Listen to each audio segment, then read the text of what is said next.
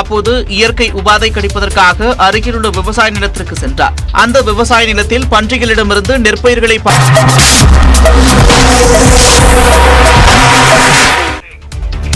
வணக்கம் நேயர்களே, இது சூப்பர் 60. இன்றைய காலை நேரத்தில் அறிய வேண்டிய அத்தனை செய்திகளையும் 60 வினாடி தொகுப்பாக வழங்கும் விறுவிறுப்பான செய்திகளின் அணிவகுப்பு. ஒரே மாதத்தில் 3வது முறையாக இலங்கையை சேர்ந்தவர்கள் மற்றும் அந்நாட்டு கடற்படையினரால் மீனவர்கள் தாக்குதலுக்கு உள்ளாகி இருப்பதாக பிரதமருக்கு எழுதிய கடிதத்தில் முதலமைச்சர் ஸ்டாலின் குறிப்பிட்டுள்ளார். இலங்கை கடற்படையால் சிறைப்பிடிக்கப்பட்டுள்ள தமிழக மீனவர்கள் 16 பேரையும் 102 மீன்பிடி படகுகளையும் விடுவிக்க நடவடிக்கை எடுக்க வேண்டும் என்று பிரதமர் நரேந்திர மோடிக்கு முதலமைச்சர் மு க ஸ்டாலின் கோரிக்கை விடுத்துள்ளார். இது தொடர்பாக பிரதமருக்கு அவர் எழுதியுள்ள கடிதத்தில் நாகப்பட்டினம் மற்றும் புதுக்கோட்டை மாவட்டங்களைச் சேர்ந்த 16 மீனவர்களை 2 விசைப்படகுகளுடன் கடந்த 12ஆம் தேதி இலங்கை கடற்படை சிறைபிடித்து சென்றதை குறிப்பிட்டுள்ளார். கடந்த ஒரு மாத காலத்திற்குள் இலங்கையைச் சேர்ந்த சிலராலும் கடற்படையாலும் 3வது முறையாக இந்திய மீனவர்கள் தாக்குதலுக்கு உள்ளாகி இருப்பதாக தெரிவித்துள்ள அவர், இந்த விவகாரத்தை இலங்கை அரசின் கவனத்திற்கு வெளியுறவுத்துறை அமைச்சர் கொண்டு சென்ற போதிலும் தாக்குதல் சம்பவங்கள் தொடர்ந்து நடைபெற்று வருவதாக கூறியுள்ளார். மீனவர்களின் பாரம்பரிய மீன்பிடி உரிமைகளை நிரந்தரமாக பாதுகாப்பதை உறுதி செய்யவும் இதுபோன்ற சம்பவங்கள் மீண்டும் நிகழாமல் இருக்கவும் பிரதமர் உடனே தலையிட வேண்டும் என்று முதலமைச்சர் கேட்டுக் கொண்டுள்ளார். இலங்கையால் விடுவிக்கப்பட்டுள்ள 6 மீன்பிடி படகுகள் இன்னும் இந்தியாவிடம் ஒப்படைக்கப்படவில்லை என்றும் குறிப்பிட்டுள்ள அவர், சிறைபிடிக்கப்பட்ட மீனவர்களுடன் 102 மீன்பிடி படகுகளையும் விடுவிக்க தேவையான தூதரக நடவடிக்கைகளை மேற்கொள்ள வேண்டும் என கோரிக்கை விடுத்துள்ளார். நாடாளுமன்றத்தில் பாஜக மற்றும் காங்கிரஸ் இடையே கூச்சல் குழப்பம் ஏற்பட்டதால் இரு அவைகளும் நாள் முழுவதும் ஒத்திவைக்கப்பட்டன. மக்களவையில் பட்ஜெட் கூட்டத்தொடரின் 2வது அமர்வு தொடங்கியதுமே ராகுல் காந்தியின் லண்டன் பேச்சுக்கு எதிர்ப்பு தெரிவித்து பாஜகவினர் முழக்கங்களை எழுப்பினர். மேலும் நாடாளுமன்றத்தில் எம்பிக்கள் பேசும்போது மைக் அணைக்கப்படுவதாக ராகுல் காந்தி கூறியதற்கு மன்னிப்பு கேட்க வேண்டும் என்று பாதுகாப்புத்துறை அமைச்சர் ராஜ்நாத் சிங் வலியுறுத்தினார். இதற்கு எதிர்ப்பு தெரிவித்து எதிர்க்கட்சிகள் முழக்கமிட்டதால் அவையில் சலசலப்பு ஏற்பட்டது. राहुल गांधी जो इसी सदन के सांसद हैं, राहुल गांधी ने लंदन में जाकर भारत को बदनाम करने की कोशिश की है और कहा है कि भारत में लोकतांत्रिक व्यवस्था पूरी तरह से तहस-नहस. இதனிடையே அதானி விவகாரத்தில் நாடாளுமன்ற கூட்டுக்குழு விசாரணை தேவை என மாநிலங்களவையில் காங்கிரஸ் தலைவர் மல்லிகார்ஜுன கார்கே வலியுறுத்தினார். மேலும் அவையில் விதிகள் முறையாக கடைபிடிக்கப்படுவதில்லை என்றும் அவர் குற்றம் சாட்டினார். ஆனால் ராகுல் காந்தி மன்னிப்பு கேட்க வேண்டும் என்று பாஜகவினர் தொடர்ந்து முழக்கங்களை எழுப்பினர்.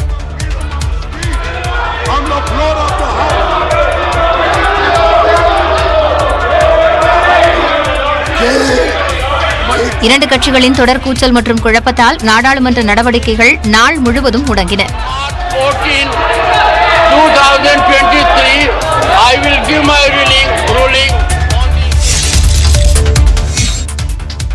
அதானி குழும முறைகேடுகளை விசாரிக்க கோரி பல்வேறு மாநிலங்களில் காங்கிரஸ் கட்சியினர் போராட்டம் நடத்தினர். அதானி விவகாரத்தில் நாடாளுமன்ற கூட்டுக்குழு விசாரணை தேவை என்று கூறி நாடாளுமன்ற வளாகத்தில் எதிர்க்கட்சிகள் பேரணி சென்றன.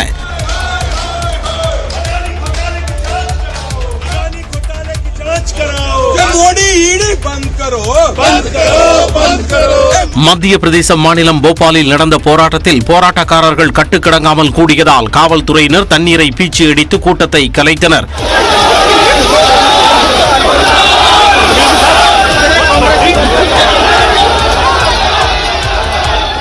உத்தராகண்ட் சட்டப்பேரவையில் பட்ஜெட் கூட்டத்தொடர் தொடங்கிய நிலையில் அதானி விவகாரத்தை கையில் எடுத்து காங்கிரஸ் கட்சியினர் சட்டமன்றத்தை முற்றுகையிட்டு போராட்டம் நடத்தினர்.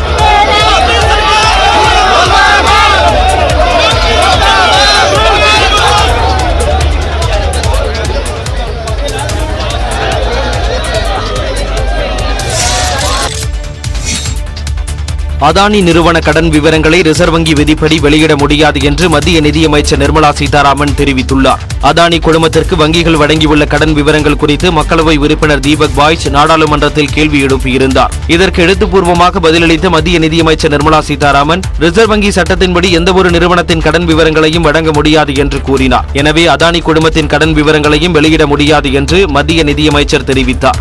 இதற்கு கண்டனம் தெரிவித்துள்ள நாடாளுமன்ற உறுப்பினர் சு வெங்கடேசன், பறிகொடுத்தவர் பக்கம் இல்லாமல் பறித்தவர் பக்கம் இருக்குமானால் சட்டத்தை மாற்றுங்கள் என்று வலியுறுத்தியுள்ளார். தங்களின் பல்லாயிரம் கோடி ரூபாய் சேமிப்பு என்னவாகும் என்று பொதுமக்கள் பதறும் போது சட்டத்தின் கீழ் மத்திய அரசு ஒளிந்து கொள்வதாக சு வெங்கடேசன் விமர்சித்துள்ளார். குடியுரிமை குறித்தே சட்ட திருத்தம் வரும்போது மக்கள் பணத்தை அறிந்து கொள்ளும் உரிமைக்கு குறுக்கே சட்டம் இருந்தால் அதை திருத்துங்கள் என்று குறிப்பிட்டுள்ளார். மேலும் அதானியின் ஊழல் குறித்து நாடாளுமன்ற கூட்டுக்குழுவின் விசாரணைக்கு உத்தரவிடுமாறும் சு வெங்கடேசன் வலியுறுத்தியுள்ளார்.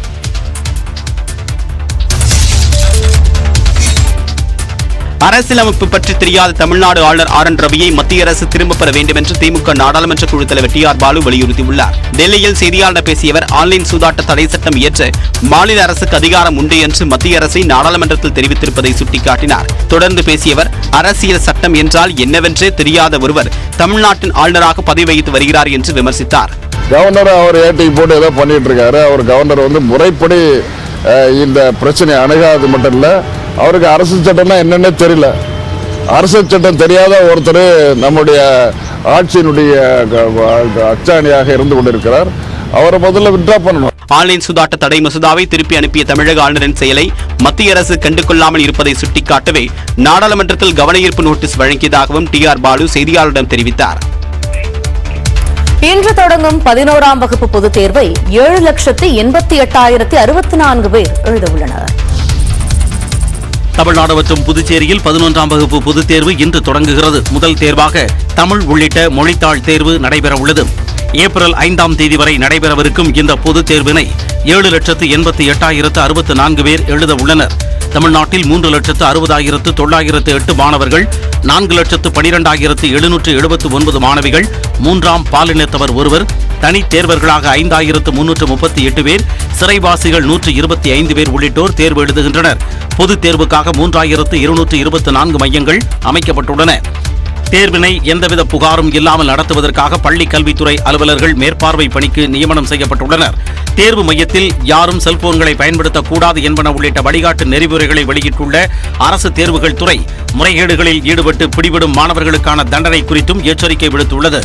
11ஆம் வகுப்பு பொதுத் தேர்வில் மாணவர்கள் தேர்ச்சி அடையாவிட்டாலும் தொடர்ந்து 12ஆம் வகுப்பில் படிக்கலாம் என்பது குறிப்பிடத்தக்கது. +2 பொதுத் தேர்வின் மொழிப்பாட பரீட்சையை 50,000த்திற்கும் அதிகமான மாணவர்கள் எழுதவில்லை என்ற அதிர்ச்சி தகவல் வெளியாகியுள்ளது. தமிழ்நாட்டில் 12ஆம் வகுப்பு பொதுத் தேர்வினை எழுதுவதற்கு பள்ளிகளில் படித்த மாணவர்கள் 8,51,303 பேர் பதிவு செய்திருந்தனர். அவர்களில் 49,599 மாணவர்கள் மொழிப்பாட தேர்விற்கு வரவில்லை. அதேபோல் தனித் தேர்வர்களாக பதிவு செய்த 8,901 பேரில் 1,115 மாணவர்கள் மொழிப்பாட தேர்வை எழுதவில்லை. பள்ளிகளில் படித்த மாணவர்கள் தேர்வு எழுத வராமல் இருந்ததற்கு பல்வேறு காரணங்கள் இருக்கலாம் என அதிகாரிகள் தெரிவிக்கின்றனர். இதனிடையே மொழிப்பாட தேர்வில் பங்கேற்காத மாணவர்களை வரும் ஜூன் மாதம் நடைபெறும் துணைத் தேர்வில் பங்கேற்க செய்ய நடவடிக்கை எடுக்கப்படும் என கல்வித்துறை சார்பில் தெரிவிக்கப்பட்டுள்ளது. அதேபோல் மொழித்தாள் தேர்வுக்கு வராத மாணவர்களை தலைமை ஆசிரியர்கள் மூலம் கண்டறிந்து அடுத்து வரும் பாடங்களுக்கான பொதுத் தேர்வுகளில் பங்கேற்க செய்யவும் நடவடிக்கை எடுக்கப்படும் என பள்ளிக்கல்வித்துறை சார்பில் விளக்கம் அளிக்கப்பட்டுள்ளது. அதிமுக இடைக்கால பொதுச் செயலாளர் எடப்பாடி பழனிசாமி மீது வழக்கு பதிவு செய்ததை கண்டித்து தமிழ்நாடு முழுவதும் அதிமுகவினர் ஆர்ப்பாட்டத்தில் ஈடுபட்டனர். மதுரை விமான நிலைய சம்பவம் தொடர்பாக அதிமுக இடைக்கால பொதுச் செயலாளர் எடப்பாடி பழனிசாமி உள்ளிட்ட 6 பேர் மீது வழக்கு பதிவு செய்யப்பட்டுள்ளது. இதனை கண்டித்து மதுரை பழங்கானத்தில் முன்னாள் அமைச்சர்கள் செல்லூர் ராஜி, RB உதயகுமார் மற்றும் ராஜன் சில்லப்பா தலைமையில் ஆர்ப்பாட்டம் நடைபெற்றது. இதில் அதிமுகவினர் ஆயிரக்கணக்கானோர் கலந்து கொண்டு திமுக அரசு மற்றும் காவல்துறையை கண்டித்து கோஷமிட்டனர்.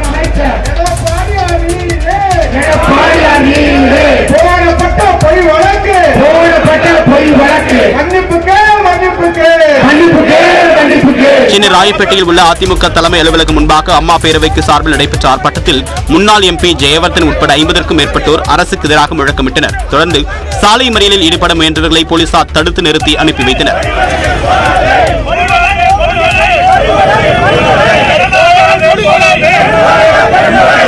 விழுப்புரம், புதுக்கோட்டை, அரியலூர், சிவகங்கை உள்ளிட்ட மாவட்டங்களிலும் காவல்துறையை கண்டித்து அதிமுகவினர் போராட்டத்தில் ஈடுபட்டனர்.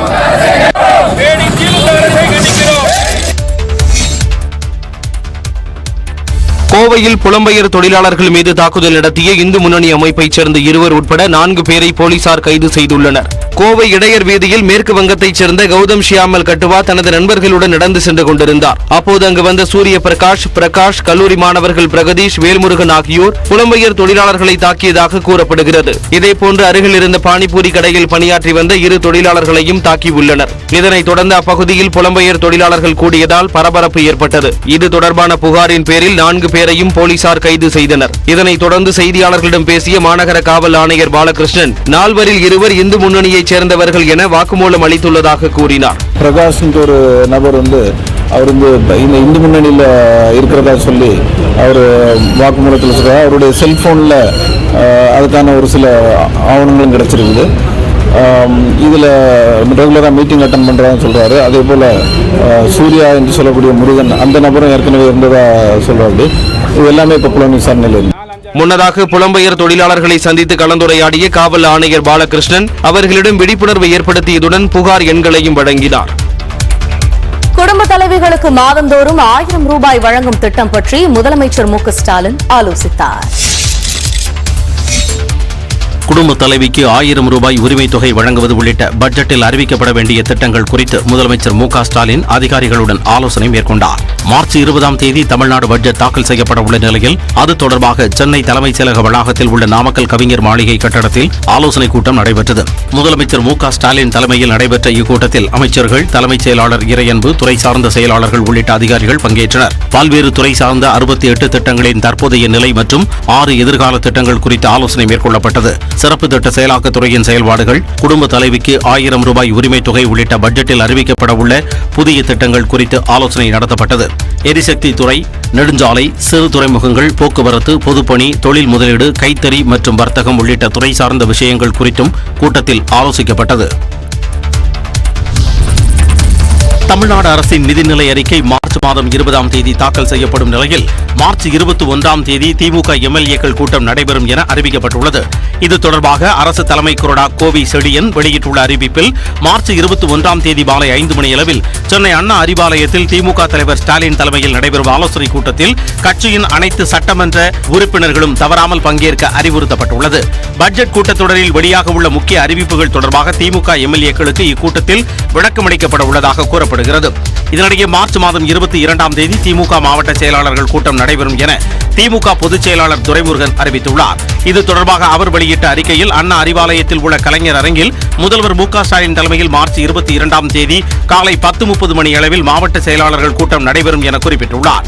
திமுக மாவட்ட செயலாளர்கள் அனைவரும் தவறாமல் கலந்து கொள்ளும்படி துரைமுருகன் அறிவுறுத்தியுள்ளார். இறக்குமதி செய்த சொகுசு காருக்கு நுழைவு வரிக்கான அபராதம் செலுத்தக் கோரி தமிழ்நாடு அரசு அனுப்பிய நோட்டீஸை எதிர்த்து ஹாரிஸ் ஜெயராஜ் வழக்கு தொடுத்துள்ளார். பிரபல இசையமைப்பாளர் ஹாரிஸ் ஜெயராஜ் கடந்த 2010ஆம் ஆண்டு இத்தாலியிலிருந்து சொகுசு காரை இறக்குமதி செய்தார். அதை தமிழகத்தில் இயக்குவதற்கு ஏதுவாக வட்டார போக்குவரத்து அலுவலகத்தில் விண்ணப்பித்த போது இறக்குமதி செய்யப்பட்ட காருக்கு நுழைவு வரி செலுத்தவில்லை என்று கூறி பதிவு செய்ய அரசு மறுத்துள்ளது. இதனை எதிர்த்து தொடுத்த வழக்கு தள்ளுபடி செய்யப்பட்ட நிலையில் கடந்த 2019ஆம் ஆண்டு நுழைவு வரி செலுத்தக் கோரி அரசு நோட்டீஸ் அனுப்பியது.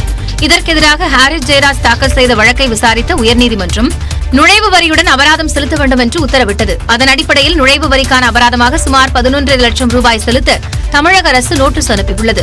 இதற்கு தடை விதிக்க கோரி ஹாரிஸ் ஜெயராஜ் மீண்டும் உயர்நீதிமன்றத்தில் முறையிட்டுள்ளார். அதில் 2012ஆம் ஆண்டே சொகுசு காரை தான் விற்றுவிட்டதாகவும் அதற்கான நுழைவு வரியை செலுத்திவிட்டதாகவும் அவர் குறிப்பிட்டுள்ளார். ஆனால் நுழைவு வரி தொடர்பான சில வழக்குகளில் வரியை மட்டுமே கட்ட உத்தரவிடப்பட்ட நிலையில் தனக்கு மட்டும் அபராதத்துடன் வரி செலுத்த தனி நீதிபதி ஆணையிட்டதாக ஹாரிஸ் குற்றம் சாட்டியுள்ளார். இந்த வழக்கு விரைவில் விசாரணைக்கு வரும் என்று எதிர்பார்க்கப்படுகிறது.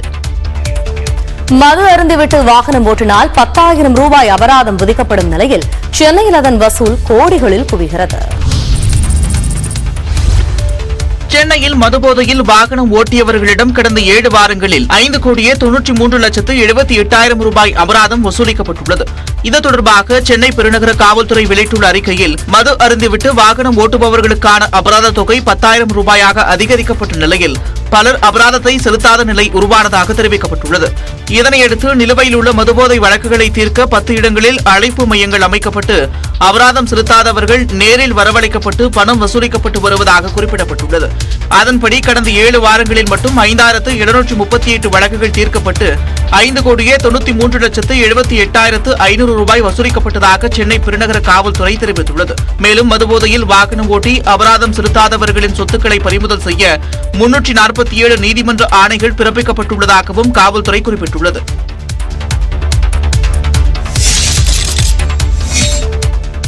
சேலம் மாவட்டம் வாழப்பாடி அருகே உள்ள ரயில் தண்டவாளம் அருகே செல்ஃபி எடுத்த இளைஞர்கள் மீது ரயில் மோதியதில் கல்லூரி மாணவர் ஒருவர் உயிரிழந்தார். சிங்கிபுரம் பகுதியைச் சேர்ந்த நண்பர்கள் காங்கேயத்தான், சபரி உட்பட 5 பேர் புதுப்பட்டி மாரியம்மன் கோயில் பகுதி ஓரமுள்ள ரயில்வே தண்டவாளம் அருகே மது அருந்தியதாக கூறப்படுகிறது. மது போதையில் தண்டவாளத்தில் ரயில் செல்லும் போது செல்ஃபி எடுக்க முயன்றதாக கூறப்படுகிறது. அப்போது அவ்வழியே பெங்களூர் நோக்கி சென்ற விரைவு ரயில் இளைஞர்கள் மீது மோதியது. இதில் காங்கேயத்தான் சுருண்டு விழுந்து தலையில் காயமடைந்து சம்பவ இடத்திலேயே உயிரிழந்தார். படுகாயமடைந்த சபரியை அப்பகுதி மக்கள் மீட்டு வாழப்பாடி அரசு மருத்துவமனைக்கு அனுப்பி வைத்தனர். காங்கேயத்தான் பலியானதை அடுத்து உடன் இருந்த நண்பர்கள் தப்பி ஓடி தலைமறைவாக்கிவிட்டனர். தகவல் அறிந்த ரயில்வே போலீசார் காங்கேயத்தானின் உடலை மீட்டு பிரேத பரிசோதனைக்காக சேலம் அரசு மருத்துவமனைக்கு அனுப்பி வைத்தனர். மேலும் சிகிச்சை பெற்று வரும் சபரியிடம் விசாரணை மேற்கொண்டனர்.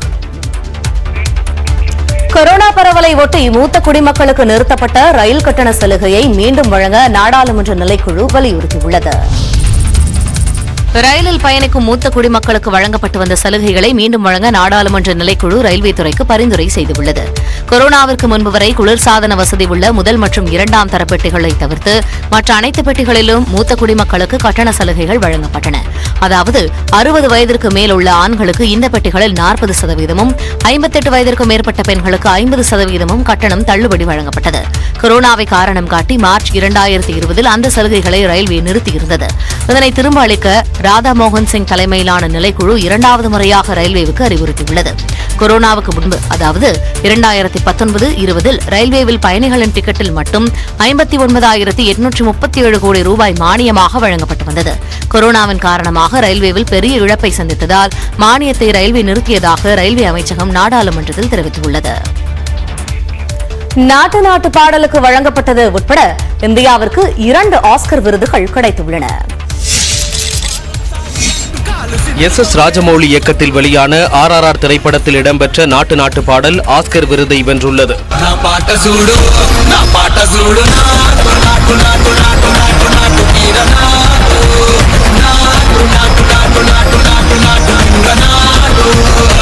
எதிர்பார்க்கப்பட்டது போலவே சிறந்த பாடலுக்கான ஆஸ்கர் விருது RRR படத்து நாட்டு பாடலுக்கு கிடைத்தது. இசையமைப்பாளர் மரகதமணி கீரவாணி, பாடலாசிரியர் சந்திரபோஸ் இருவரும் இணைந்து விருதினை பெற்றனர்.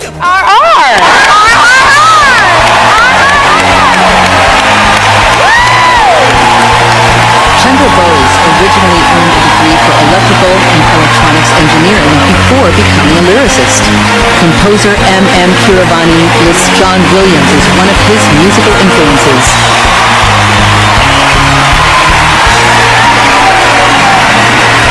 நாட்டு பாடலுக்கு ஆஸ்கர் விருது கிடைத்திருப்பது மகிழ்ச்சி அளிப்பதாக படத்தில் பணியாற்றிய கலைஞர் விஸ்வநாத் சுந்தரம் நியூஸ் 18 தமிழ்நாடு தொலைக்காட்சிக்கு பிரத்யேக பேட்டியளித்துள்ளார். ஒரு லொகேஷனுக்கும் நான் இங்கிருந்து வரைஞ்சு அனுப்பிச்சிட்டு இருந்தேன். இந்த ப்ரீலுக் எப்படி இருக்கும், அந்த செட்டு எப்படி இருக்கும்னு சொல்லிட்டு. அதுல 4வது லொகேஷன் நமக்கு திருப்தியா இருந்துச்சு. அந்த சாங் அமைச்சது, அதுக்கு உண்டான இப்ப வெற்றி, இதெல்லாம் பார்க்கும்போது ரொம்ப அந்த டிராவல் ரொம்ப நல்லா இருக்கு. கண்டிப்பா எல்லாருக்கும் இருக்கிற மகிழ்ச்சி தான் எனக்கும். ஒட்டுமொத்த இந்தியா எப்படி கொண்டாடிட்டு இருக்கோ அதே மாதிரிதான் நானும் எனக்குள்ள கொண்டாடிட்டு இருக்கேன் இந்த பாட்டோட வெற்றி. அது இல்லாம ஒரு கூடுதல் வெற்றி வந்து அந்த குழுவோட இணைஞ்சு பணியாற்றுறதுக்கான ஒரு வாய்ப்பு கிடைச்சது இந்த படம் முழுக்க. மேலும் தாம் வரைந்த ஓவியங்களைத்தான் RRR திரைப்படத்தில் ராஜமௌலி படமாக்கியதாகவும் அவர் தெரிவித்துள்ளார். திரையுலகின் உச்சபட்ச அங்கீகாரமான ஆஸ்கர் விருதினை முதுமலை தம்பதி குறித்த தி எலிபென்ட் விஸ்பரர்ஸ் என்ற ஆவண குறும்படம் வென்றுள்ளது. 2022 ஆண்டுக்கான ஆஸ்கர் விருதுகள் வழங்கும் விழா அமெரிக்காவின் லாஸ் ஏஞ்சல்ஸ் நகரில் நடைபெற்றது. சிறந்த ஆவண குறும்பட பிரிவில் தி எலிபென்ட் விஸ்பரர்ஸ் என்ற படம் இந்தியாவிலிருந்து பரிந்துரைக்கப்பட்டிருந்தது. முதுமலையில் யானைகளை பராமரித்த தம்பதி குறித்து எடுக்கப்பட்ட இந்த படம் விருது வெல்லும் என பெரும் எதிர்பார்ப்பு நிலவியது. அதனை பூர்த்தி செய்யும் வகையில் ஆஸ்கர் விருதினை தி எலிபென்ட் விஸ்பரர்ஸ் என்ற ஆவண குறும்படம் வென்றது.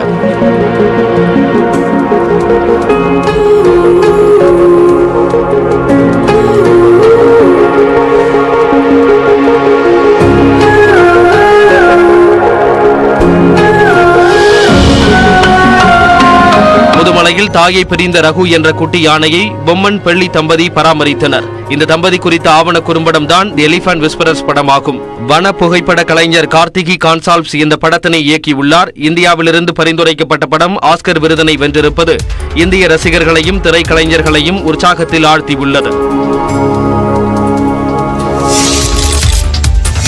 தி எலிபென்ட் விஸ்பரர்ஸ் திரைப்படத்திற்கு ஆஸ்கர் விருது கிடைத்த நிலையில் 2 ஆண்டுகளுக்கு பிறகு தான் வளர்த்த யானைகளை கண்டு வெள்ளி ஆனந்த கண்ணீர் விட்டார். நீலகிரி மாவட்டம் முதுமலை வனப்பகுதியில் உள்ள திப்பக்காடு கிராமத்தில் வெள்ளி மற்றும் பொம்மன் தம்பதியினர் 2 யானைகளை பராமரித்தனர். அவர்களின் சொல்லுக்கு கட்டுப்பட்டு யானைகள் தங்கள் பாசத்தை வெளிப்படுத்திய காட்சிகள் உயிரோட்டமாக தி எலிபென்ட் விஸ்பரர்ஸ் என்ற பெயரில் ஆவணப்படமாக்கப்பட்டது. இதனைத் தொடர்ந்து வெள்ளி வளர்த்த 2 யானைகளை பராமரிக்க பாகன்கள் நியமிக்கப்பட்டன. இதனால் தான் வளர்த்த யானைகளை தூரத்திலிருந்தே பார்க்கும் நிலைக்கு வெள்ளி தள்ளப்பட்டார். தற்போது தி எலிபென்ட் விஸ்பரர்ஸ் படத்திற்கு ஆஸ்கர் விருது கிடைத்ததை அடுத்து தனது வளர்ப்புகளை நேரில் சென்று பார்த்த வெள்ளி கண்ணீர் சிந்தி தனது அன்பை வெளிப்படுத்தினார். என் பக்கத்துல இருக்குது, குளிக்கும்போது குளிப்பாட்டி அதுக்கு நல்லா வச்சு நல்லா பார்த்துட்டு இருந்த குழந்தை மாதிரி தான் பார்த்து அந்த சின்ன குட்டி தான் நிறைய ரொம்ப நான் வளர்க்க முடியாதுன்னு சொல்லிட்டு வந்தேன். இப்போ முடியாதுன்னு சொல்ற குட்டி வந்து நான் இப்போ வந்து பூமியை கொஞ்சம் பெருசு பண்ணி இப்போ அதை நல்லா இருக்கும்போது பார்க்கும்போது எனக்கு சந்தோஷம் இருக்கு. தெப்பக்காடு முகாமில் யானைகளை கட்டித் தழுவி பெல்லி உரையாடியது பலரையும் நிகழ்ச்சியில் ஆழ்த்தியது.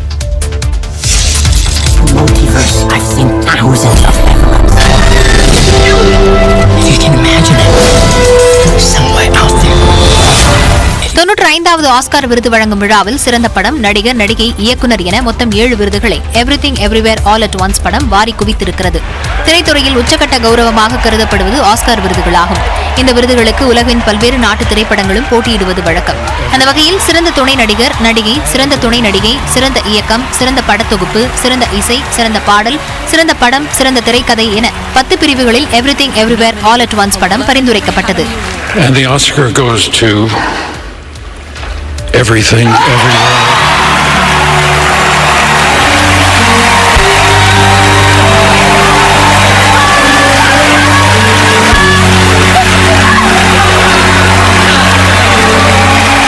இதில் சிறந்த பாடல், சிறந்த இசை, ஆடை வடிவமைப்பு ஆகிய 3 பிரிவுகளை தவிர்த்து மற்ற 7 பிரிவுகளில் இந்த படம் விருதுகளை அள்ளிச் சென்றுள்ளது.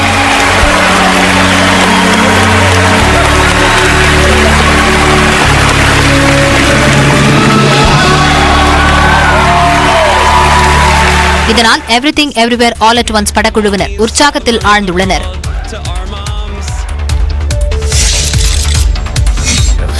2022ஆம் ஆண்டின் சிறந்த அனிமேஷன் படத்திற்காக பினாக்கியோவும், விஷுவல் எஃபெக்ட்ஸ் பிரிவில் அவதார் 2 திரைப்படமும் ஆஸ்கார் விருதுகளை தட்டிச் சென்றன.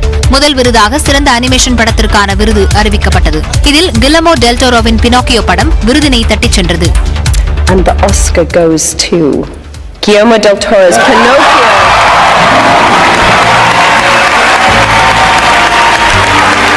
இதைத் தொடர்ந்து சிறந்த விஷுவல் எஃபெக்ட்ஸ் பிரிவில் அவதார் 2 படம் ஆஸ்கார் விருதினை வென்றது. So what does her heartbeat sound like?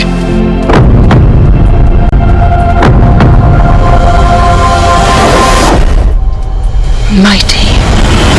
Avatar 2 திரைப்படம் சிறந்த திரைப்படம், தயாரிப்பு வடிவமைப்பு, சிறந்த இசை, விஷுவல் எஃபெக்ட் ஆகிய 4 பிரிவுகளில் ஆஸ்கார் விருதுக்கு பரிந்துரைக்கப்பட்டிருந்த நிலையில் ஒரே ஒரு விருதை மட்டுமே வென்றது. We cannot let you bring your war here. I see you. அமெரிக்காவுக்கு வரும் வெளிநாட்டினரில் இந்தியர்களுக்கே முதல் முன்னுரிமை அளிக்கப்படும் என அந்நாட்டு தூதரகம் தெரிவித்துள்ளது. நடப்பாண்டில் மட்டும் 10 லட்சம் இந்தியர்களுக்கு விசா வழங்க அமெரிக்கா திட்டமிட்டுள்ளது. கடந்த ஆண்டு மட்டும் அமெரிக்காவிற்கு செல்ல உலகின் பல்வேறு நாடுகளிலும் இருந்து 90 லட்சம் பேர் விசா கேட்டு விண்ணப்பித்துள்ளனர். அமெரிக்கா செல்ல இந்த ஆண்டு 2 லட்சம் இந்தியர்களின் விண்ணப்பங்கள் பரிசீலிக்கப்பட்டுள்ளதாக அமெரிக்க தூதரக அதிகாரிகள் தெரிவித்தனர். இந்த ஆண்டு மட்டும் சுற்றுலா, வணிக காரணங்களுக்கான விசா என 10 லட்சம் பேரின் விசாவை பரிசீலிக்கவிருப்பதாகவும் அமெரிக்கா தெரிவித்துள்ளது. அதிகம் பேருக்கு விசா அளிப்பதற்காக தூதரகத்தில் கூடுதல் பணியாளர்களை நியமிக்கவும், வார இறுதி நாட்களிலும் விசாவை பரிசீலிக்கும் நடைமுறையும் தீவிரப்படுத்தப்பட்டுள்ளது. மும்பை, சென்னை, கல்கத்தா, ஹைதராபாத்தில் உள்ள அலுவலகங்களில் இதற்கான பணிகள் துரிதப்படுத்தப்பட்டுள்ளன. அமெரிக்காவிற்கு வரும் வெளிநாட்டினரில் இந்தியர்களுக்கே முதல் முன்னுரிமை அளிக்கப்படும் என்றும் அமெரிக்க தூதரக அதிகாரி ஜூலி ஸ்டஃப் தெரிவித்துள்ளார். ஆஸ்திரேலியாவுக்கு எதிராக கடைசி டெஸ்ட் போட்டியை டிரா செய்த போதும் இந்திய அணி உலக சாம்பியன்ஷிப் டெஸ்டின் இறுதிப் போட்டிக்கு முன்னேறியுள்ளது. இந்தியா ஆஸ்திரேலியா இடையேயான பார்டர் கவாஸ்கர் கோப்பை தொடருக்கான 4வது டெஸ்ட் போட்டி டிராவில் முடித்துக் கொள்ளப்பட்டது. இந்தியா ஆஸ்திரேலிய அணிகள் இடையே பார்டர் கவாஸ்கர் கோப்பைக்கான 4வது மற்றும் கடைசி டெஸ்ட் கிரிக்கெட் போட்டி அகமதாபாத்தில் உள்ள நரேந்திர மோடி ஸ்டேடியத்தில் நடைபெற்றது. முதலில் பேட் செய்த ஆஸ்திரேலியா 480 ரன்கள் சேர்த்தது. பின்னர் முதல் இன்னிங்ஸில் இந்திய அணி 571 ரன்கள் குவித்தது. தொடர்ந்து 91 ரன்கள் பின்னிலையுடன் தனது 2வது இன்னிங்ஸை தொடங்கிய ஆஸ்திரேலிய அணி 4வது நாள் ஆட்ட நேர முடிவில் விக்கெட் இழப்பின்றி 3 ரன் எடுத்திருந்தது. இதையடுத்து 5வது மற்றும் கடைசி நாள் ஆட்டம் திங்கட்கிழமை நடைபெற்றது. Travis head, Marnus Labuschagne, captain Steve Smith ஆகியோர் நிதான ஆட்டத்தை வெளிப்படுத்தி ரன்களை சேகரித்தனர். ஆட்டம் டிராவை நோக்கி நகர்ந்த நிலையில் ஆட்டம் முடிய 15 ஓவர்கள் மீதமிருந்த போது இரு அணி கேப்டன்களும் ஆட்டத்தை டிராவில் முடிக்க ஒப்புக்கொண்டனர். இதனால் ஆட்டம் டிராவில் முடித்துக் கொள்ளப்பட்டது. இதையடுத்து பார்டர் கவாஸ்கர் கோப்பைக்கான 4 போட்டிகள் கொண்ட டெஸ்ட் தொடரை 2-1 என்ற கணக்கில் இந்தியா கைப்பற்றியது. The ups and downs, the trials and tribulations. some old-timers, some seasoned war horses, and it's all for that, the smiles. உலக டெஸ்ட் சாம்பியன்ஷிப் இறுதிப் போட்டிக்கு இந்திய அணி தொடர்ந்து இரண்டாவது முறையாக தகுதி பெற்றுள்ளது. சர்வதேச டெஸ்ட் போட்டிகளில் அதிக வெற்றிகளை குவிக்கக்கூடிய இரண்டு அணிகளுக்கு இடையே டெஸ்ட் சாம்பியன்ஷிப் இறுதிப் போட்டியை ICC நடத்துகிறது. அதன்படி லண்டனில் வரக்கூடிய ஜூன் மாதம் நடைபெறவுள்ள இறுதிப் போட்டிக்கு ஆஸ்திரேலிய அணி ஏற்கனவே தகுதி பெற்றுள்ளது. இரண்டாவது அணி எது என்பதற்காக இந்தியா மற்றும் இலங்கை அணிகள் இடையே போட்டி நிலவியது. இந்திய அணி ஆஸ்திரேலியாவுடன் டெஸ்ட் தொடரில் விளையாடிய அதே நேரத்தில் இலங்கை அணி நியூசிலாந்தை எதிர்கொண்டது. நியூசிலாந்துடனான இரண்டு டெஸ்ட் போட்டிகளிலும் வெற்றி பெற்றால் மட்டுமே இலங்கை அணி இறுதிப் போட்டிக்கு தகுதி பெறும் என்ற நிலை இருந்த நிலையில் பரபரப்பாக நடைபெற்ற முதலாவது டெஸ்ட் போட்டியில் நியூசிலாந்து அணி 2 விக்கெட் வித்தியாசத்தில் வெற்றியை வசமாக்கியது. இதனால் இலங்கை அணியின் டெஸ்ட் சாம்பியன்ஷிப் இறுதிப் போட்டிக்கான கனவு தகர்ந்தது. அதே நேரத்தில் தொடர்ந்து இரண்டாவது முறையாக இந்திய அணி இறுதிப் போட்டிக்கு தகுதி பெற்றது.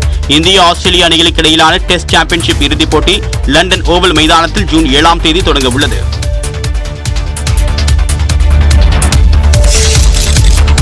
ISL கால்பந்து தொடரில் ஹைதராபாத் அணியை வீழ்த்தி மோகன் பாகன் அணி இறுதிப் போட்டிக்கு முன்னேறியுள்ளது. ISL கால்பந்து தொடர் இறுதி கட்டத்தை எட்டியுள்ளது. கொல்கத்தா மைதானத்தில் நேற்று நடைபெற்ற இரண்டாவது அரையிறுதிப் போட்டியில் மோகன் பாகன் மற்றும் ஹைதராபாத் அணிகள் மோதின. இரு அணி வீரர்களும் கோல் அடிக்க தீவிர முயற்சி மேற்கொண்ட போதும் பரஸ்பரம் தடுக்கப்பட்டது. இதனால் ஆட்ட நேர முடிவில் கோல் எதுவும் அடிக்கப்படாததால் கூடுதல் நேரம் அளிக்கப்பட்டது. கூடுதல் நேரத்திலும் கோல் அடிக்கப்படாததால் பெனால்டி ஷூட் அவுட் முறை பின்பற்றப்பட்டது. விறுவிறுப்பாக நடைபெற்ற இப்போட்டியில் 4-3 என்ற கணக்கில் ஹைதராபாத் அணியை மோகன் பாகன் அணி வீழ்த்தியது. இதனைத் தொடர்ந்து கோவாவில் வரும் 18ஆம் தேதி நடைபெறும் இறுதிப் போட்டியில் பெங்களூரு அணியுடன் மோகன் பாகன் அணி பலப்பரீட்சை நடத்துகிறது. மகளிர் பிரீமியர் லீக் கிரிக்கெட் தொடரில் பெங்களூரு அணியை 6 விக்கெட் வித்தியாசத்தில் டெல்லி கேபிட்டல்ஸ் அணி வீழ்த்தியது. மகாராஷ்டிரா மாநிலம் நவி மும்பையில் நேற்று நடைபெற்ற 11வது லீக் போட்டியில் டாஸ் வென்ற டெல்லி அணி பந்து வீச்சை தேர்வு செய்தது. இதன்படி முதலில் களமிறங்கிய ராயல் சேலஞ்சர்ஸ் பெங்களூரு அணியில் அதிரடியாக ஆடிய எலிச்சே பெர்ரி 67 ரன்களை குவித்தார். மேலும் ரிச்சா கோஷ் 37 ரன்களை சேர்த்தார். இதனால் 20 ஓவர்களில் அந்த அணி 4 விக்கெட் இழப்பிற்கு 150 ரன்களை சேர்த்தது.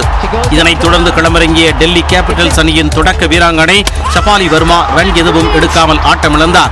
எனினும் மற்ற வீராங்கனைகள் சிறப்பான ஆட்டத்தை வெளிப்படுத்தினர். இதன் மூலம் 19.4 ஓவர்களில் இலக்கை எட்டிய டெல்லி அணி 6 விக்கெட்டுகள் வித்தியாசத்தில் வெற்றி பெற்றது. இதன் மூலம் இதுவரை 5 போட்டிகளில் விளையாடி 4 வெற்றிகளை பதிவு செய்துள்ள டெல்லி அணி புள்ளிகள் பட்டியலில் 2வது இடத்தில் நீடித்து வருகிறது. அதே நேரம் தொடர் தோல்வியை சந்தித்து வரும் பெங்களூரு அணி தான் விளையாடிய 5 போட்டிகளிலும் தோல்வியடைந்து கடைசி இடத்தில் நீடித்து வருகிறது.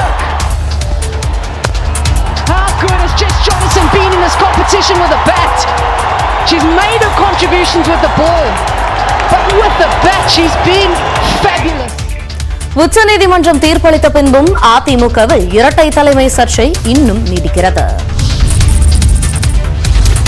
அதிமுகவில் ஒருங்கிணைப்பாளர் இணை ஒருங்கிணைப்பாளர் பதவிகள் காலாவதியாகிவிட்டதா இல்லையா என்பது குறித்து பதிலளிக்க முன்னாள் முதலமைச்சர் ஓ பன்னீர்செல்வம் தரப்பிற்கு சென்னை உயர்நீதிமன்றம் அனுமதி அளித்துள்ளது.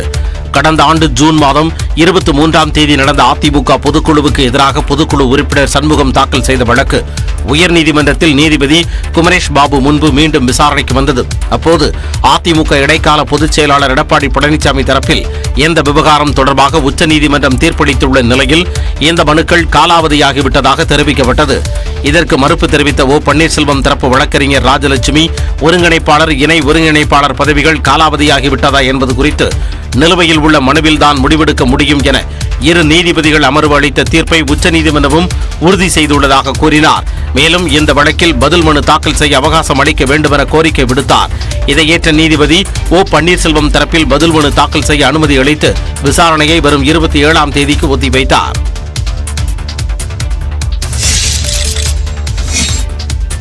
மத்திய அரசின் எல்லா திட்டங்களுக்கும் எதிர்ப்பு தெரிவிக்கும் திமுக அரசு NLC விவகாரத்தில் மட்டும் மத்திய அரசுக்கு ஆதரவாக செயல்படுவது ஏன் என பாமக தலைவர் அன்புமணி கேள்வி எழுப்பியுள்ளார். திண்டிவனம் அடுத்த தைலாபுரத்தில் 21ஆம் ஆண்டாக நிழல் நிதிநிலை அறிக்கையை பாமக நிறுவனர் ராமதாஸ் வெளியிட்டார். அதனைத் தொடர்ந்து நடந்த செய்தியாளர் சந்திப்பில் பேசிய அன்புமணி சுற்றுச்சூழலுக்கு பாதிப்பு இல்லாமல் கருணாநிதிக்கான நினைவு சின்னத்தை அமைக்க வேண்டும் என வலியுறுத்தினார்.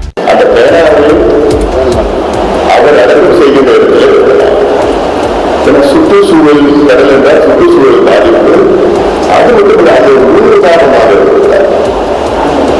பின்பு எல்லாமே அவங்க எல்லாமே கடல்ல தான் வைக்கணும், கடல்ல வைக்கணும்னு எல்லாமே யாருந்தாலும் அது நாங்கள் உட்பட யாரும் அதுக்கு ஒரு சூழல் தொடர்ந்து பேசிய அன்புமணி, தமிழ்நாடு அரசு நினைத்தால் NLC விவகாரத்தில் விவசாய நிலங்களை கையகப்படுத்துவதை தடுக்க முடியும் என தெரிவித்தார். ஆன்லைன் சூதாட்ட தடை மசோதாவில் ஆளுநர் RN ரவி அதில் கண்ணை மூடிக்கொண்டு கையெழுத்திட வேண்டும் எனவும் அன்புமணி வலியுறுத்தினார். காலியாகி கொண்டிருக்கும் கட்சியை கவனமாக பார்த்துக் கொள்ளுங்கள் என அண்ணாமலையை விமர்சித்த அதிமுக முன்னாள் அமைச்சர் கடம்பூர் ராஜுவுக்கு பாஜக மாநில துணைத் தலைவர் நாராயணன் திருப்பதி பதிலடி கொடுத்துள்ளார். தூத்துக்குடி மாவட்டம் விளாத்திகுளத்தில் நடைபெற்ற பொதுக்கூட்டத்தில் கலந்து கொண்ட அதிமுக முன்னாள் அமைச்சர் கடம்பூர் ராஜு பாஜக மாநில தலைவர் அண்ணாமலையை ஒருமையில் பேசியது கண்டிக்கத்தக்கது என தனது ட்விட்டர் பக்கத்தில் நாராயணன் திருப்பதி பதிவிட்டுள்ளார்.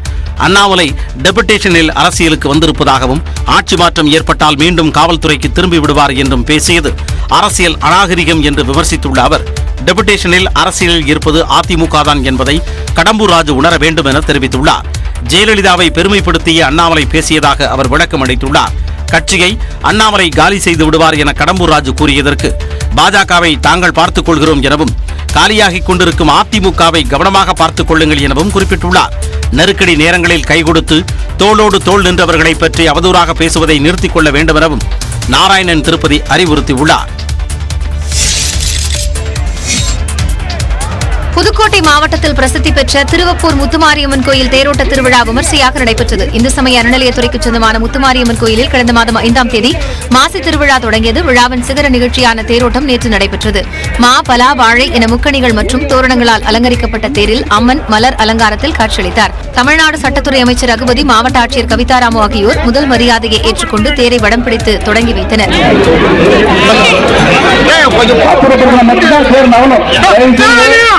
அதனைத் தொடர்ந்து புதுக்கோட்டை சட்டமன்ற உறுப்பினர் முத்துராஜா உள்ளிட்ட ஆயிரக்கணக்கான பக்தர்கள் தேரை வடம் பிடித்து இழுத்தனர்.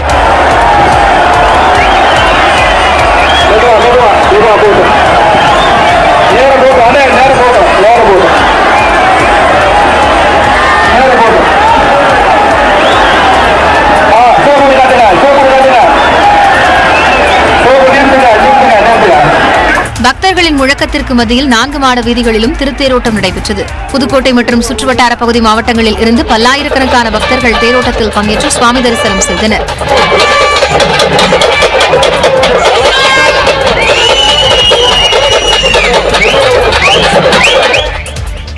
புதுச்சேரியில் சமையல் எரிவாயு சிலிண்டருக்கு 300 ரூபாய் மானியம் வழங்கப்படும் என பட்ஜெட்டில் அறிவிக்கப்பட்டுள்ளது.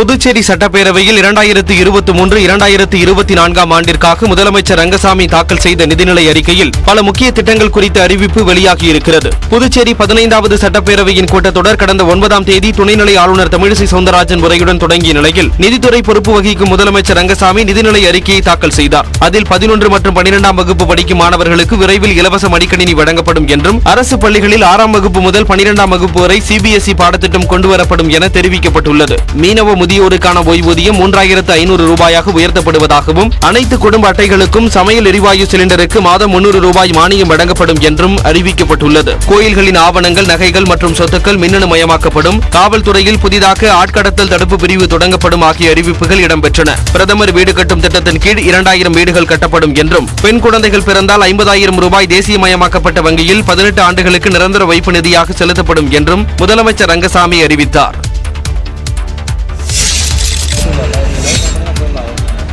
சென்னையில் ஒப்பந்த ஊழியர்களின் ஊதிய பிரச்சினை காரணமாக சோழிங்கநல்லூர் உள்ளிட்ட பல்வேறு இடங்களில் ஆவின் பால் பாக்கெட்டுகள் கிடைக்காமல் பால் முகவர்கள், பொதுமக்கள் அவதியடைந்தனர். சென்னைக்கு மாதவரம், சோழிங்கநல்லூர், அம்பத்தூர், திருவள்ளூர் பகுதிகளில் உள்ள பண்ணைகளில் இருந்து ஆவின் பால் விநியோகிக்கப்படுகிறது. சோழிங்கநல்லூர் பண்ணையில் லோட்மேன், ஓட்டுநர்கள் உள்ளிட்ட ஊழியர்கள் வாகனங்களை இயக்க மறுப்பு தெரிவித்ததால் அதிகாலை 1:30 மணிக்குள் பால் ஏற்றிக்கொண்டு செல்ல வேண்டிய வாகனங்கள் செல்லாமல் சுமார் 1 லட்சம் லிட்டர் பால் விநியோகம் முடங்கியது. இதனால் முகவர்கள், பொதுமக்கள் பாதிப்படைந்தனர். ஒண்ணு ஆவின் கிடைக்காது கன்ஃபார்மா சொல்லிட்டாங்கன்னா இவங்க நம்ம வேற எதனா பாலை பசங்களுக்கு கொடுத்து அதை இது பண்ணலாம். இப்போ பசுமாட்டு பாலோ இல்லை ஹெரிட்டேஜோ அந்த மாதிரி வேற எதனா கொடுத்து நம்ம இது பண்ணலாம். இவங்க என்ன பண்றாங்க, லேட்டா வர்றதுனால பாதிப்பால் எங்களுக்கு எங்களுக்கு அது மிச்சமாயிடுது. இதற்கிடையே அம்பத்தூர் பண்ணையிலிருந்து சில வாகனங்களில் ஆவின் பால் அனுப்பப்பட்டு தட்டுப்பாட்டை சரி செய்ய நடவடிக்கை மேற்கொள்ளப்பட்டுள்ளது. தருமபுரி வனப்பகுதியில் மின்வேலியில் சிக்கி 3 யானைகள் உயிரிழந்த நிலையில் தாயை தேடி அலைந்த 2 யானைக்குட்டிகள் விவசாய நிலங்களை விட்டு அடர்ந்த வனப்பகுதிக்குள் சென்றன. கடந்த 7ஆம் தேதி காளிகவுண்டன் கொட்டாய் பகுதியில் விவசாய நிலத்தில் சட்டவிரோதமாக அமைக்கப்பட்டிருந்த மின்வேலியில் சிக்கி 2 பெண் மற்றும் ஆண் யானை என மொத்தம் 3 யானைகள் உயிரிழந்தன. தாய் உயிரிழந்தது தெரியாமல் 2 குட்டி யானைகள் அப்பகுதியில் சுற்றி வந்தன. இது தொடர்பான வழக்கை விசாரித்த சென்னை உயர்நீதிமன்றம் 1 மாதத்திற்குள் 2 குட்டிகளையும் யானை கூட்டத்துடன் சேர்க்க உத்தரவிட்டது. இந்த அறிவுறுத்தலின் பேரில் குட்டி யானைகளை வனத்துறையினர் தொடர்ந்து கண்காணித்து வந்தனர். கடந்த சில நாட்களாக விவசாய நிலங்களில் ஆக்ரோஷமாக சுற்றி வந்த அந்த யானை குட்டிகள் தற்பொழுது அத்திமுட்டுலு வனப்பகுதிக்குள் சென்றன. வனப்பகுதியில் இருந்து எப்பொழுது வேண்டுமானாலும் விவசாய நிலங்களுக்கு திரும்பக்கூடும் என்பதால் 30க்கும் மேற்பட்ட வனத்துறையினர் ட்ரோன் கேமரா மூலம் கண்காணித்து வருகின்றனர்.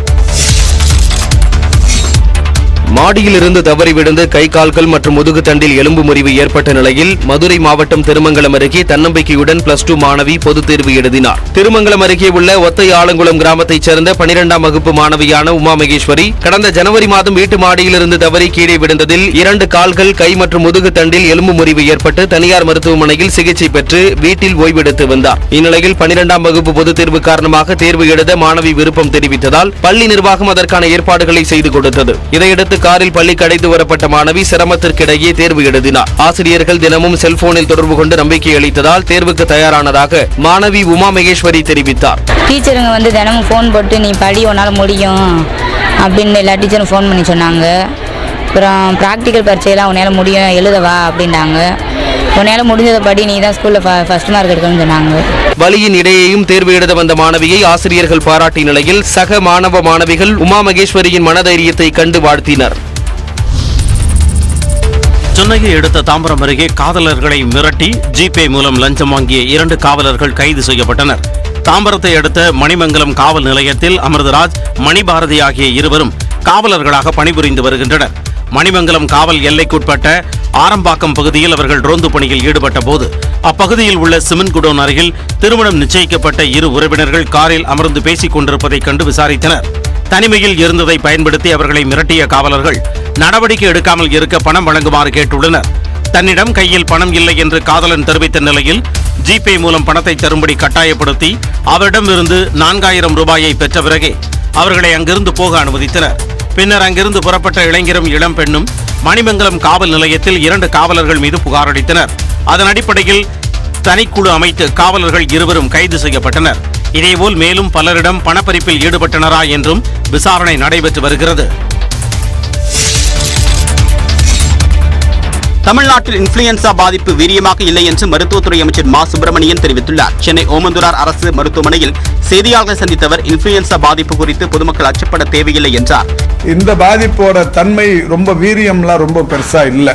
ஒரு 3 நாள் 4 நாள் வீட்டில் ரெஸ்ட் எடுத்தாவே போதும் அப்படிங்கிற மாதிரி தான். இன்ஃபுளுயன்சா காய்ச்சல் சிகிச்சைக்கு தேவையான அனைத்து மருந்துகளும் அனைத்து மாவட்டங்களிலும் போதுமான அளவுக்கு கையிருப்பில் இருப்பதாக கூறியுள்ளார். இந்த காய்ச்சலுக்கு தேவையான மருந்து மாத்திரைகள் தமிழ்நாட்டில் இருக்கிற ஆரம்ப சுகாதார நிலையங்கள் தொடங்கி வட்டார மருத்துவமனைகள், வட்டம் சாரா மருத்துவமனைகள், அது மாதிரி மாவட்ட அரசு மருத்துவமனைகள், மருத்துவக் கல்லூரி மருத்துவமனைகள் எல்லாவற்றிலும் இருப்பு இருக்கிறதா என்பது டிபிஹெச்சின் சர்க்குலர் மூலம் உறுதி செய்யப்பட்டிருக்கிறது. எல்லா இடத்திலும் மருந்து இருப்பு போதுமான அளவுக்கு கையிருப்பு இருக்கிறது. கடந்த ஞாயிற்றுக்கிழமையன்று தமிழ்நாடு முழுவதுமாக 1000 இடங்களில் நடத்தப்பட்ட மருத்துவ முகாமில் 2200 பேருக்கு காய்ச்சல் இருப்பது கண்டறியப்பட்டு அவர்களை வீட்டிலேயே தனிமைப்படுத்திக் கொள்ள அறிவுறுத்தப்பட்டிருப்பதாகவும் தெரிவித்துள்ளார். ரயில் பாதையில் மேற்கொள்ளப்படும் பணிகள் காரணமாக திருச்சி, திருவனந்தபுரம் மற்றும் சென்னை, நாகர்கோவில் இடையேயான அந்தியோதயா ரயில்கள் பகுதி அளவுக்கு ரத்து செய்யப்படுவதாக தெற்கு ரயில்வே அறிவித்துள்ளது. திருவனந்தபுரம் கோட்டத்தில் உள்ள மேலப்பாளையம், நான்குநேரி ரயில் நிலையங்கள் இடையே இரட்டை ரயில் பாதை இணைப்பு பணிகள் நடைபெற உள்ளன. இதன் காரணமாக திருநெல்வேலி வழியாக நாகர்கோவில் மற்றும் திருவனந்தபுரத்திற்கு ரயில் சேவை நிறுத்தப்படுவதாக தெரிவிக்கப்பட்டுள்ளது. சென்னை, தாம்பரம், நாகர்கோவில் அந்தியோதயா எக்ஸ்பிரஸ் நாளை மறுதினம் முதல் 21ஆம் தேதி வரை திருநெல்வேலி, நாகர்கோவில் இடையே ரத்து செய்யப்படுவதாக அறிவிக்கப்பட்டுள்ளது. இதன்படி தாம்பரத்தில் இருந்து திருநெல்வேலி வரை மட்டுமே ரயில் இயக்கப்படும் எனவும் மறுமார்க்கத்தில் நாகர்கோவிலுக்கு பதிலாக திருநெல்வேலியிலிருந்து புறப்படும் எனவும் குறிப்பிடப்பட்டுள்ளது. இதேபோல திருச்சி திருவனந்தபுரம் இன்டர்சிட்டி எக்ஸ்பிரஸ் வரும் 17ஆம் தேதி முதல் 22ஆம் தேதி வரை திருநெல்வேலி திருவனந்தபுரம் இடையே ரத்து செய்யப்படுவதால் திருச்சியில் இருந்து புறப்படும் ரயில் திருநெல்வேலி வரை மட்டுமே இயக்கப்படும் எனவும் மறுமார்க்கத்தில் திருவனந்தபுரத்திற்கு பதிலாக திருநெல்வேலியில் இருந்து ரயில் புறப்படும் எனவும் அறிவிக்கப்பட்டுள்ளது. புதுக்கோட்டை மாவட்டம் வேங்கை வயலில் மலம் கலக்கப்பட்ட மேல்நிலை நீர்த்தேக்க தொட்டி மீது ஏறி தமிழக வாழ்வுரிமை கட்சியினர் ஆர்ப்பாட்டம் நடத்திய நிலையில் ஊர் மக்கள் இரு பிரிவாக போராட்டத்தில் ஈடுபட்டதால் பரபரப்பு ஏற்பட்டது.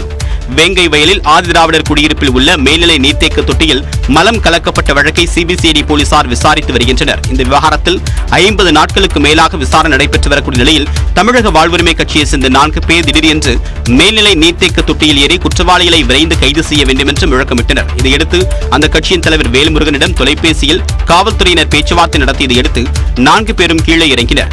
அவர்களை போலீசார் கைது செய்ததற்கு அந்த பொதுமக்கள் எதிர்ப்பு தெரிவித்து போராட்டம் நடத்தினர்.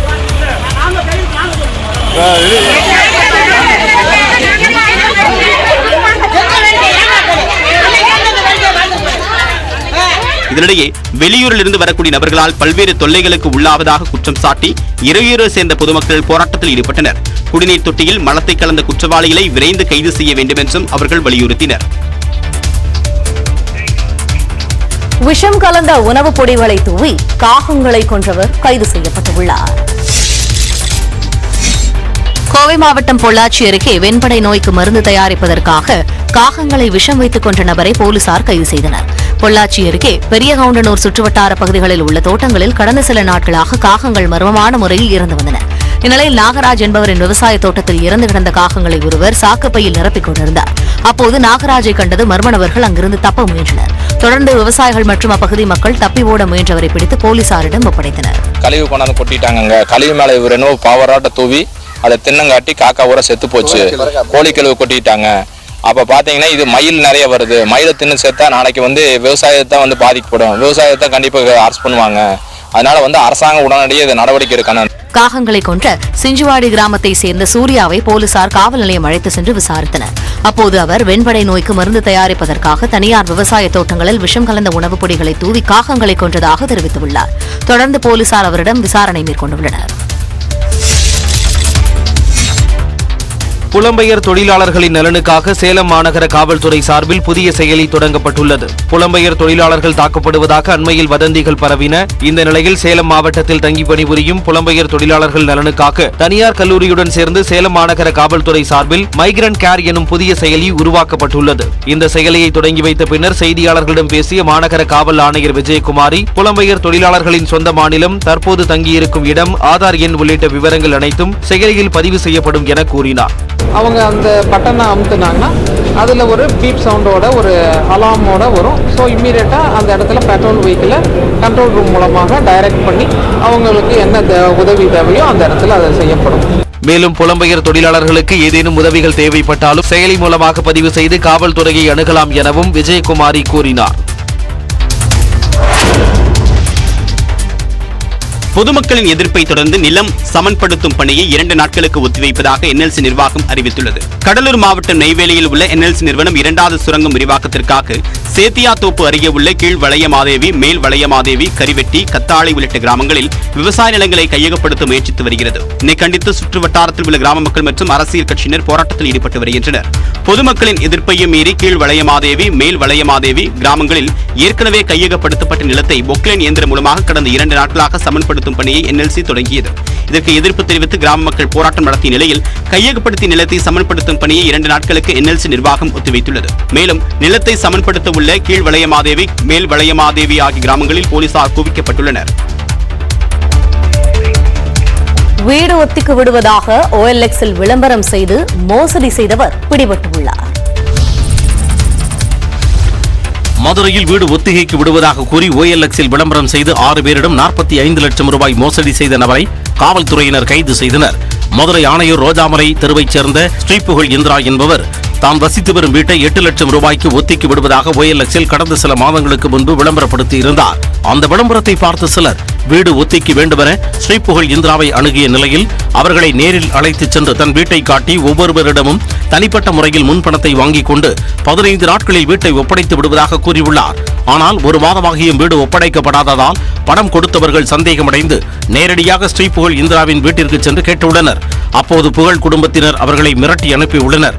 இதனையடுத்து பணம் கொடுத்து ஏமாந்த ராஜேந்திரன், சரோஜா, பாலமுருகன் உட்பட 6 பேர் மதுரை கூடல்புதூர் காவல் நிலையத்தில் புகார் அளித்ததன் அடிப்படையில் ஸ்ரீபுகழ் இந்திராவை போலீசார் கைது செய்து விசாரணை மேற்கொண்டனர். 6 பேரிடமும் தலா மொத்தமாக 45 லட்சம் ரூபாய் ஏமாற்றியது தெரிய வந்ததை அடுத்து போலீசார் ஸ்ரீபுகழ் இந்திராவை நீதிமன்றத்தில் ஆஜர்படுத்தி சிறையில் அடைத்தனர். பட்டாக்கத்தியுடன் வீடியோ வெளியிட்டதால் கோவையில் போலீசாரால் தேடப்பட்டு வரும் தமன்னா என்ற பெண் தனது கணவருடன் திருந்தி வாழ்ந்து வருவதாக வீடியோ வெளியிட்டுள்ளார். முன்விரோதம் காரணமாக கோவை மாநகரில் அடுத்தடுத்து கொலை சம்பவங்கள் அரங்கேறிய நிலையில் 50க்கும் மேற்பட்ட ரவுடிகள் கைது செய்யப்பட்டனர். தொடர்ந்து சமூக வலைதளங்களையும் போலீசார் கண்காணித்து வந்தனர். இந்த நிலையில் இன்ஸ்டாகிராமில் தமன்னா என்ற பெயரில் இளம்பெண் ஒருவர் புகைப்பிடித்தவாறும் பட்டாக்கத்தி உள்ளிட்ட ஆயுதங்களுடனும் வீடியோ பதிவிட்டிருந்தார். மேலும் நீதிமன்ற வளாகம் அருகே கோகுல் என்பவரை கொலை செய்ய முயன்றவர்களுடன் இந்த பெண் நண்பராக இருந்ததும் தெரிய வந்தது. இது தொடர்பாக 3 பிரிவுகளில் வழக்கு பதிவு செய்த போலீசார் தமன்னா என்கிற வினோதினியை தனிப்படை அமைத்து தேடி வந்தனர். இந்த நிலையில் தற்போது தனது இன்ஸ்டாகிராம் பக்கத்தில் வீடியோ ஒன்றை பகிர்ந்துள்ள அவர் 2 ஆண்டுகளுக்கு முன்பு ட்ரெண்டிங்கிற்காக எடுக்கப்பட்ட வீடியோ தற்போது பரப்பப்பட்டு வருவதாக விளக்கம் அளித்துள்ளார். அதெல்லாம் ஒரு 2 வருஷம் இருக்கும். இப்ப நான் கல்யாணமாகி 6 மாசம் பிரெக்னெண்டா இருக்கேன். அந்த வீடியோ அப்ப ட்ரெண்டிங்ல போயிட்டு இருந்ததுன்றதுக்காக நான் அந்த மாதிரி பண்ணேன். அப்ப என்ன பிடிச்சு கஞ்சா கேஸ் போட்டு விட்டாங்க. நான் சரி அப்படின்னு உள்ள போயிட்டு வந்தாச்சு. இப்ப நான் கல்யாணம் ஆகி பிரெக்னெண்டா இருக்கேன். என் ஹஸ்பண்ட் கூட ஒழுக்கமா நான் 7 தான் இருக்கேன். மேலும் தனது நட்பு வட்டாரத்தைச் சேர்ந்த சிலரை போலீசார் அடைத்து சென்று மிரட்டுவதாகவும் அவர் புகார் தெரிவித்துள்ளார்.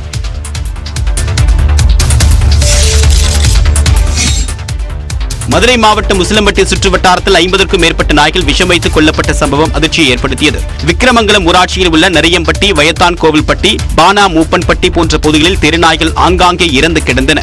இதனை கண்டு அச்சமடைந்த மக்கள் காவல்துறை மற்றும் விலங்குகள் பாதுகாப்பு குழு அதிகாரிகளுக்கு தகவல் கொடுத்தனர். இறந்த நாய்களின் உடல்களை மீட்டு மதுரை கால்நடை மருத்துவமனைக்கு கொண்டு செல்லப்பட்ட நிலையில் விஷ உணவை உண்டதால் நாய்கள் உயிரிழந்திருப்பது தெரியவந்தது. போலீஸ் விசாரணையில் அடையாளம் தெரியாத நபர்கள் சிலர் கோழிக்கறி மற்றும் சாப்பாட்டில் விஷம் கலந்து ஆங்காங்கே வைத்ததும் அதனை உண்ட நாய்கள் இறந்ததும் தெரிய வந்துள்ளது. விஷம் வைத்து நாய்கள் கொல்லப்பட்ட சம்பவம் உசிலம்பட்டி சுற்று வட்டாரத்தில் பரபரப்பை ஏற்படுத்தியுள்ளது. ஹிட்லருக்கு ஏற்பட்ட கதிதான் பிரதமர் மோடிக்கும் ஏற்படும் என இந்திய கம்யூனிஸ்ட் மாநில செயலாளர் முத்தரசன் விமர்சித்துள்ளார். திரிபுராவில் மார்க்சிஸ்ட் மற்றும் ஜனநாயக இயக்கங்கள் மீது நடத்தப்பட்ட வன்முறையை கண்டித்து சென்னை வள்ளலார் நகரில் மார்க்சிஸ்ட் கட்சியின் சார்பில் ஆர்ப்பாட்டம் நடைபெற்றது.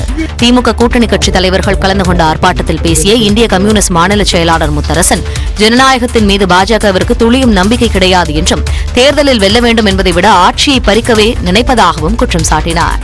மோடி அவர்களே தவறான முடிவெடுத்தால், வன்முறையை மேற்கொண்டால், வன்முறையின் மீது நம்பிக்கை வைத்தால், ராஜ்யத்தின் மீது நம்பிக்கை வைத்தால் ஹிட்லருக்கு ஏற்பட்ட கதிதான் உங்களுக்கும் ஏற்படும் என்பது ஆழ்ந்த வருத்தத்தோடு தெரிவித்து மேடையில் பேசிய விசிக தலைவர் திருமாவளவன் மூட நம்பிக்கைகளுக்கு எதிராக கம்யூனிஸ்டுகள் இயங்குவதுதான் பாஜகவிற்கு பிரச்சனை என விமர்சித்தார். அறிவியல் சார்ந்த தத்துவத்தை மக்களுக்கு போதிக்கிறார்கள், அதுதான் அவருக்கு பிரச்சனை. இவன் மூட நம்பிக்கையை பரப்புகிறான் என்பதை கம்யூனிஸ்டுகள் அம்பலப்படுத்துகிறார்கள், அதுதான் அவனுக்கு பிரச்சனை. திமுக செய்தி தொடர்பு தலைவர் TKS இளங்கோவன் உள்ளிட்ட பலரும் ஆர்ப்பாட்டத்தில் உரையாற்றினர். அரசு வேலைக்காக போலி சாதி சான்றிதழ் அளித்து இடஒதுக்கீட்டு கொள்கையை சுரண்டுவோரை தண்டிக்காமல் விட முடியாது என்று சென்னை உயர்நீதிமன்றம் தெரிவித்துள்ளது. பாலசுந்தரம் என்பவர் பழங்குடியின வகுப்புக்கான சான்றிதழ் வழங்கி கோவை வன மரபியல் நிறுவனத்தில் பணியில் சேர்ந்துள்ளார். 1999ஆம் ஆண்டு இளநிலை எழுத்தாளராக பதவி உயர்வு வழங்கப்பட்ட நிலையில் அவருடைய சாதி சான்றிதழ் மாநில அளவிலான குழுவின் ஆய்வுக்கு அனுப்பப்பட்டது. அதில் போலி என்பது தெரிய வந்ததை அடுத்து பாலசுந்தரத்தின் சாதி சான்றிதழ் ரத்து செய்யப்பட்டது. இதனை எதிர்த்து உயர்நீதிமன்றத்தில் பாலசுந்தரம் வழக்கு தொடுத்தார். 40 ஆண்டுகளுக்கு முன்பு வழங்கப்பட்ட தன்னுடைய சாதி சான்றிதழை தற்போது ஆய்வு செய்து ரத்து செய்தது ஏற்புடையது அல்ல என்று மனுவில் கூறியிருந்தார். இந்த வழக்கு விசாரணைக்கு வந்தபோது பன்முகத்தன்மை கொண்ட இந்தியாவில் இடஒதுக்கீடு என்பது பெருமைக்குரிய ஒன்று என்று நீதிபதிகள் கருத்து தெரிவித்தனர். அரசு வேலைக்காக இடஒதுக்கீட்டு கொள்கையை சுரண்டுவோரை தண்டிக்கப்படாமல் விடக்கூடாது என்று கூறி அவருடைய சாதி சான்று ரத்து செய்த உத்தரவை நீதிபதிகள் உறுதி செய்தனர்.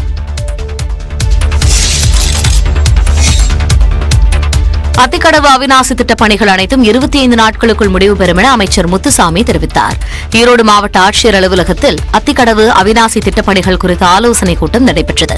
மாவட்ட ஆட்சியர் தலைமையில் நடைபெற்ற பொதுக்கூட்டத்தில் தமிழ்நாடு வீட்டு வசதித்துறை அமைச்சர் சு முத்துசாமி கலந்து கொண்டார்.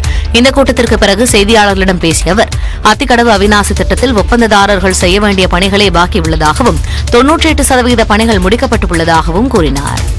அத்திக்கடவு அவிநாசி திட்டத்தை பொறுத்தவரை ஒப்பந்ததாரர்கள் அவங்க செய்ய வேண்டிய பணிகள் தான் பாக்கி இருக்கிறது.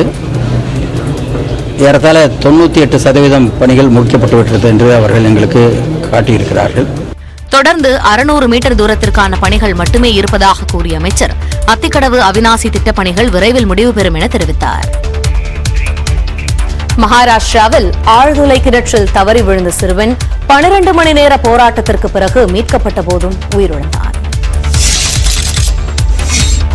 மகாராஷ்டிர மாநிலம் அகமது நகர் அருகே கோபாடி கிராமத்தில் ஆழ்துளை கிணற்றில் தவறி விழுந்த 5 வயது சிறுவன் மருத்துவமனையில் உயிரிழந்தார். மத்திய பிரதேசத்தின் புர்ஹான்பூரில் இருந்து அகமது நகர் அருகே கரும்பு வெட்டுவதற்காக கோபாடி என்ற கிராமத்திற்கு ஒரு குடும்பத்தினர் அழைத்து வரப்பட்டனர். அவர்கள் தங்கியிருந்த வயலுக்கு அருகே மூடப்படாமல் இருந்த ஆழ்துளை கிணற்றுக்குள் 5 வயது சிறுவன் சாகர் புத்தபரேலா நேற்று மாலை 4 மணிக்கு தவறி விழுந்தார்.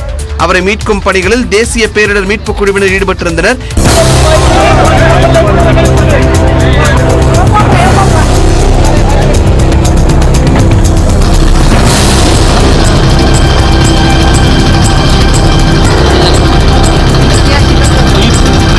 நீண்ட நேரம் போராடிய பேரிடர் மீட்புக் குழுவினர் ஆழ்துளை கிணற்றை ஒட்டி பொக்லைன் இயந்திரங்கள் மூலம் பள்ளம் தோண்டினர். 15 அடி ஆழத்திலேயே சிறுவனை உயிருடன் மீட்புக் குழுவினர் மீட்டனர். உடனே அருகில் உள்ள மருத்துவமனைக்கு சிறுவன் அழைத்துச் செல்லப்பட்ட நிலையில் சிகிச்சை பலனின்றி உயிரிழந்தார். அமலாக்கத்துறை சோதனையின் போது புகைப்படமாக எடுக்கப்பட்ட நகைகளையும் பறிமுதல் செய்யப்பட்டதாக கணக்கு காண்பித்துள்ளதாக பீகார் துணை முதலமைச்சர் தேஜஸ்வி குற்றம் சாட்டியுள்ளார். ரயில்வே வேலைக்கு நிலங்களை லஞ்சமாக பெற்றதாக தொடரப்பட்ட வழக்கில் லல்லு பிரசாத், அவரது மகன் தேஜஸ்வி உள்ளிட்ட குடும்பத்தினர் மற்றும் உறவினர்கள் வீடுகளில் அமலாக்கத்துறை சோதனை நடத்தியது.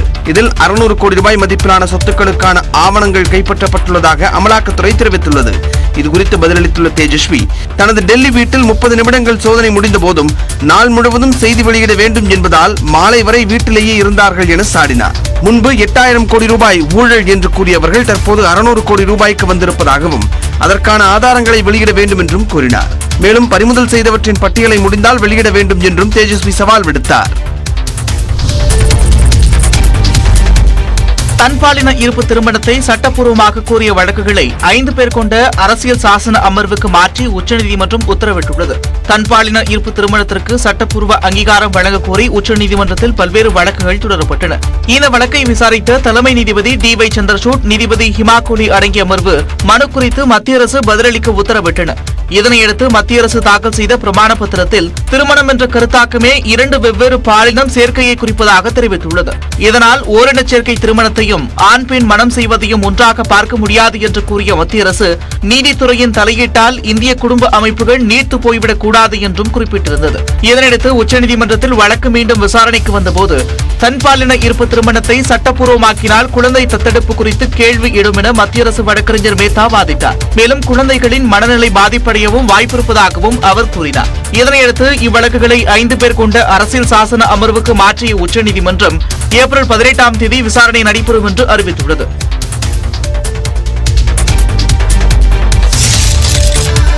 பாகிஸ்தான் முன்னாள் பிரதமர் இம்ரான்கான் லாகூரில் நடத்திய பேரணியில் ஆயிரக்கணக்கானோர் பங்கேற்றனர். இந்நிலையில் அவரை கைது செய்ய காவல்துறையினர் லாகூரில் முகாமிட்டுள்ளனர். பாகிஸ்தான் பிரதமராகவிருந்த இம்ரான்கான் பரிசுப் பொருட்கள் முறைகேடு வழக்கில் சிக்கிய நிலையில் நாடாளுமன்றத்தில் நம்பிக்கையில்லா தீர்மானத்தில் தோல்வியடைந்ததால் பதவியை இழந்தார். இந்நிலையில் பெண் நீதிபதியை மிரட்டியது உள்ளிட்ட 2 வழக்குகளில் இம்ரான்கானுக்கு பிடி வாரண்ட் பிறப்பிக்கப்பட்டுள்ளது. ஜாமீனில் வெளிவர முடியாத இந்த வழக்குகளில் இம்ரான்கானை கைது செய்ய இஸ்லாமாபாத் காவல்துறை தீவிரம் காட்டி வருகிறது. இந்நிலையில் லாகூரில் அவர் நடத்திய பேரணியால் அந்த நகரமே அதிர்ந்தது. ஆயிரக்கணக்கான தொண்டர்கள் பேரணியில் பங்கேற்றனர். ரோஜா பூக்களை தூவி கட்சித் தொண்டர்கள் இம்ரான்கானுக்கு வரவேற்பளித்தனர்.